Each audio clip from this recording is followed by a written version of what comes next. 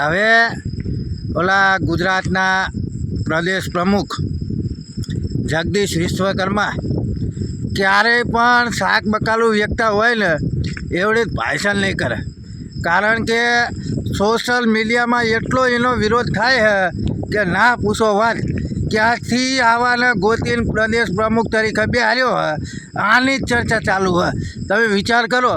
એટલે મને એવું લાગે છે કે જગદીશ વિશ્વકર્મા હવે ક્યારેય પણ ઓલા શાક બકાલું વેચવા જઈને ચમ રાડ્યું પાડતા હોય, ચલો ડુંગળી લઈ લો, બટેકા લઈ લો, ગાજર લઈ લો, ટમેટા લઈ લો, ફલાણાનો આટલો, બટેકાના 20 રૂપિયા, ડુંગળીના 30 રૂપિયા.